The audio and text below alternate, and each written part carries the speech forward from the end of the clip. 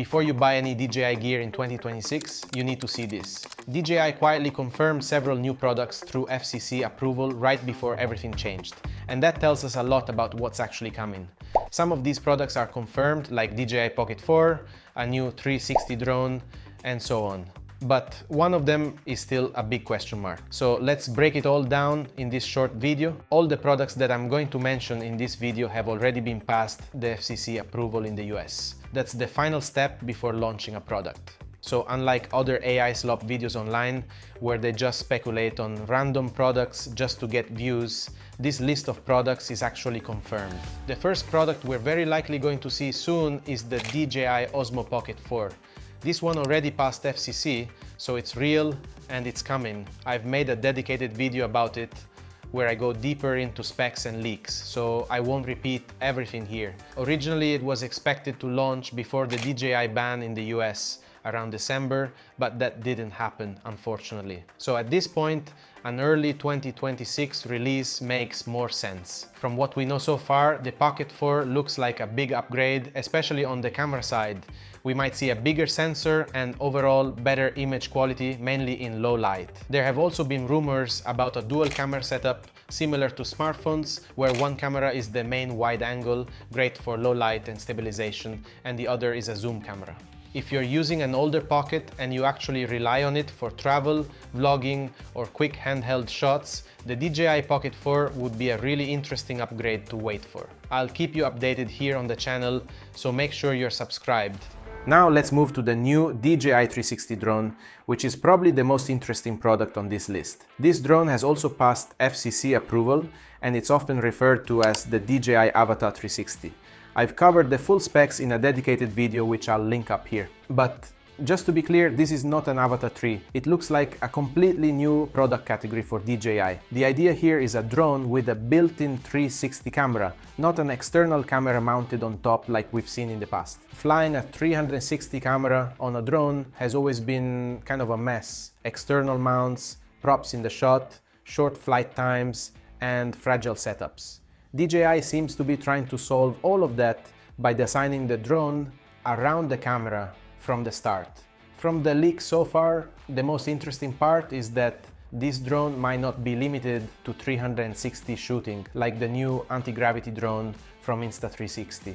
The DJI Avata 360 looks to have a multifunctional camera, so you could use it both as a 360 drone and as a more traditional FPV style drone, depending on how you fly it. That means having one drone that can cover multiple use cases instead of buying different tools for different shots. So if you were considering buying a 360 drone or experimenting with immersive aerial footage, this is one product I would absolutely wait for. DJI usually doesn't enter a category unless they plan to dominate it, and this feels like one of those moments. Let's switch gears for a second and talk about a new gimbal for smartphones that DJI has quietly been designing, and it's supposed to come out soon in 2026. It's the Osmo Mobile 8P. Just a few years ago, phone gimbals were simple.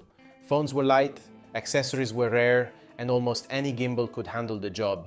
That's not the case anymore. Phones are heavier, people add lenses, microphones, even cages, and suddenly the gimbal becomes the weak point. That's exactly where the new Osmo Mobile 8P comes in.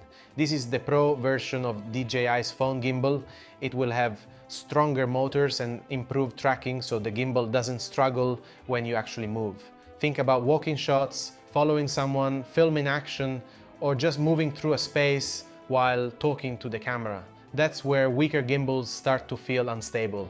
If you mostly shoot static videos on your phone, sitting or standing still, this probably won't change much for you. But if your phone content involves constant movement and the use of accessories, then the Osmo Mobile 8P should handle all that perfectly. Now let's talk about the DJI RS5, which is much less exciting on paper, but very important if you shoot professional videos with big cameras.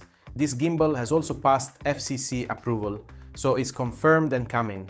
And unlike cameras or drones, the RS line is all about reliability and workflow, not about flashy new features. The main upgrade we're expecting here is a bigger battery, which means longer shooting days and fewer battery swaps. If you've ever had to stop a shoot just to change gimbal batteries, you know how annoying that gets. There are also strong indications that DJI is improving focus support and overall integration with cameras, possibly building more intelligence directly into the gimbal itself. The goal seems pretty clear: less setup time, fewer accessories, and a smoother shooting experience overall. In real-world terms, this is not a product everyone needs. If you shoot occasionally or mostly handheld, the RS5 probably won't change much for you. But if you use a gimbal regularly for client work, events, or long shooting days, these kinds of upgrades actually matter more than specs. So the takeaway here is simple. If you're on an older RS model and you use it professionally, the RS5 is worth keeping an eye on. If you're already on an RS4 and everything works fine, you're probably safe sticking with what you have. The next DJI product we should see this year doesn't feel necessary until you use it once. It's called DJI Osmo FrameTap, and it lets you control recording and framing remotely, so you don't have to keep touching the camera or your phone. It recently appeared in the approved FCC list, so it's real and should be confirmed for launch sometime this year. In practice, this means fewer interruptions while filming. You don't have to walk back and forth to start or stop recording, and you don't have to break your position just to adjust framing. That's especially useful if you're filming yourself and trying to keep some rhythm while talking or moving. This is not something everyone needs, but if you shoot solo content regularly like I do, talking head videos, tutorials, workouts, or anything where you're in front of the camera, this thing can quietly save you time and make the whole process smoother. And those are exactly the kinds of accessories that tend to become part of your setup without you even thinking about them.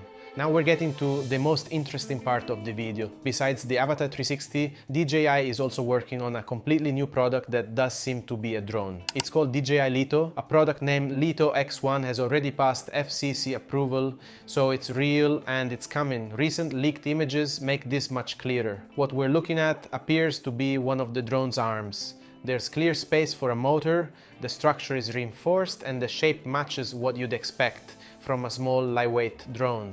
This doesn't look like a replacement for an existing model. It looks like DJI is preparing a brand new drone category, likely something compact and simple, sitting between their entry-level drones and more advanced models. We don't know more details at this stage, but if you're thinking about buying a small DJI drone soon, this is definitely one to keep in mind. As soon as more details come out, I'll cover them here on the channel. Before wrapping things up, we need to talk about the one product everyone keeps asking about, the DJI Mavic 5. To be very clear, the Mavic 5 has not passed FCC yet, so this one is not confirmed in the same way as the other products we've talked about.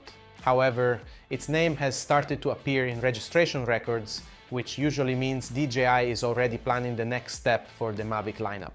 What we are sure so far is that the Mavic 4 is not the final model in this line, and DJI is already working on what comes next.